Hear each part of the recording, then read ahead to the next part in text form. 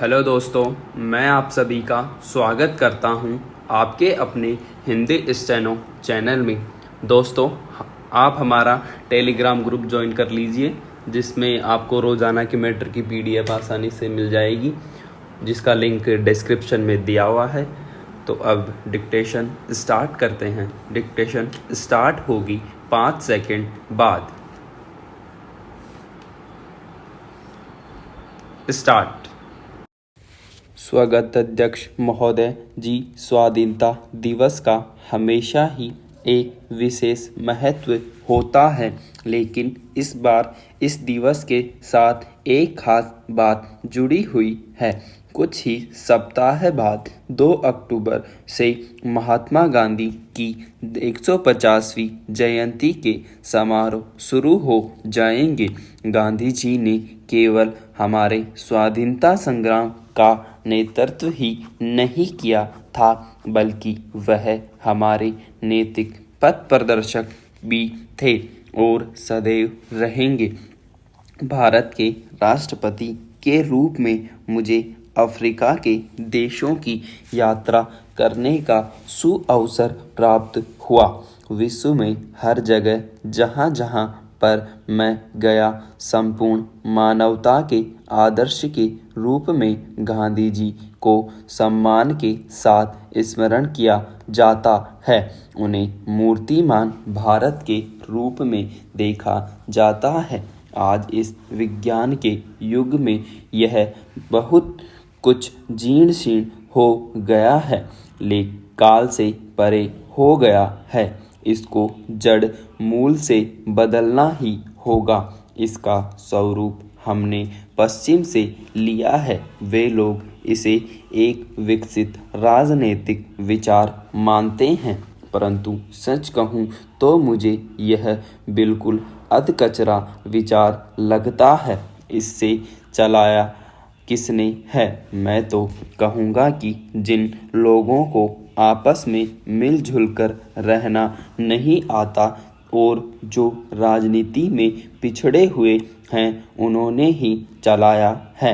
Europe में भी लोगों के बीच आपसी खींचतान चली और बाद में स्वयं के द्वंद्व युद्ध में उन्होंने धीरे धीरे पूरी दुनिया को झोंक दिया, राष्ट्र स्थापित किए और सिर्फ एक यांत्रिक औपचारिकता लोकतंत्र खड़ा कर दिया।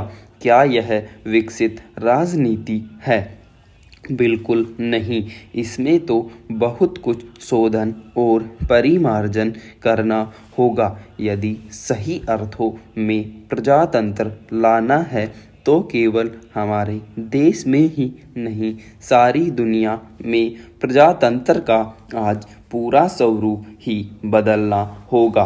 हमें यह अच्छी तरह से समझ लेना चाहिए कि हमारे देश नया पैदा हुआ बच्चा नहीं है। यह तो बहुत प्राचीन और 1000 वर्ष पुराना ठोस अनुभवी देश है।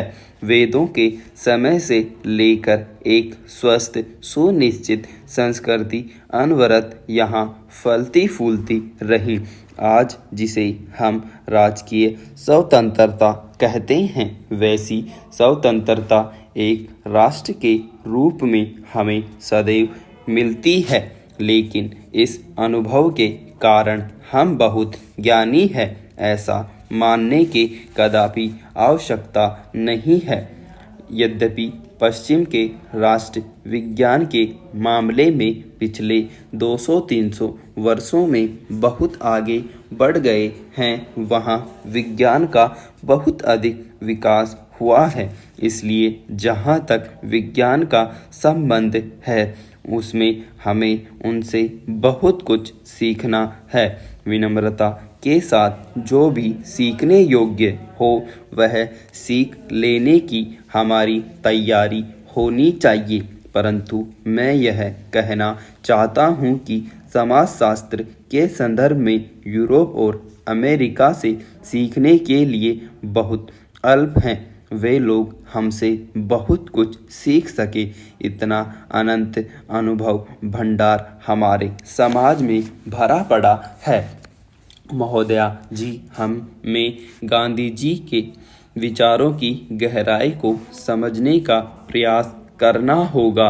उन्हें राजनीति और स्वाधीनता की सीमित परिभाषाएं मंजूर नहीं थी। जब गांधी जी और उनकी पत्नी कस्तूरबा चंपारण में नील की खेती करने वाले किसानों के आंदोलन के सिलसिले में बिहार गए तो वहां उन्होंने काफ़ी समय वहां के लोगों, विशेष रूप से महिलाओं और बच्चों को स्वच्छता और स्वास्थ्य की शिक्षा देने में लगाया। चंपारण में और अन्य बहुत से स्थानों पर गांधी जी ने स्वयं स्वच्छता अभियान का नेतृत्व किया। उन्होंने साफ सफाई को आत्म अनुशासन और शारीरिक और मानसिक स्वास्थ्य के लिए आवश्यक माना। जब बैंकों का प्रमुख काम आम जनता की मांग की पूर्ति है तो बैंकों का यह कर्तव्य हो जाता है कि वे जनता की भाषा में ही काम करने लगे। भारत में अधिकांश राज्यों में हिंदी बोली जाती है। इस जगह पर कहना आवश्यक है कि सरकार ने भारत के समस्त राज्यों को उनकी भाषा के आधार पर 3 भागों में बांटा यथा बिहार, हरियाणा, हिमाचल प्रदेश, मध्य प्रदेश, राजस्थान और उत्तर प्रदेश राज्य तथा दिल्ली संघ राज्य क्षेत्र के कई क्षेत्र कहलाए। गुजरात, महाराष्ट्र व पंजाब राज्य तथा चंडीगढ़ संघ राज्य क्षेत्र ख क्षेत्र कहलाए और बाकी राज्य गए क्षेत्र में आए। इस विभाजन का आधार राजभाषा नियम 1976 है, जिसके अनुसार क क्षेत्र में दूसरे राज्यों के बीच एक मंत्रालय या कार्यालय और दूसरे मंत्रालय या कार्यालय के बीच पत्राचार हिंदी में किया जाए। ख क्षेत्र में 100% न होकर के कुछ काम होगा और ग क्षेत्र में उससे भी कम था। यहाँ तो हम बैंकों के राष्ट्रीयकरण की बात कर रहे थे। जब बैंक की शाखाएं ग्रामीण क्षेत्रों में खोली जाने लगी तो बैंक के कामकाज को भी उसी भाषा में चलाना आवश्यक हो गया। जहां ग्राहक बैंकों के पास ऋण लेने आया करते थे, वहां सरकार के बैंक ऐसे लोगों की खोज में जाने लगे जिन्हें धन की आवश्यकता थी। ग्रामीण लोगों के लिए उनकी भाषा में छपे फॉर्म, उनकी ही भाषा में जमा और ऋण योजनाओं के बारे में फोल्डर आदि किया जाना आवश्यकता हो गई है। पूर्ण रूप से स्वतंत्र आत्मा को जन्म देना और विकसित करना संस्कृति का वास्तविक लक्ष्य है।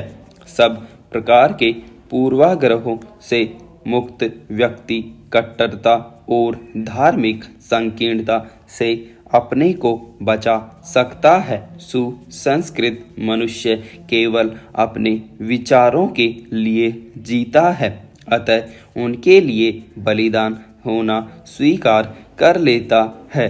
इसलिए स्वतंत्र विचार प्रक्रिया को नष्ट करने के किसी भी प्रयास को वह अक्षम्य अपराध मानता है।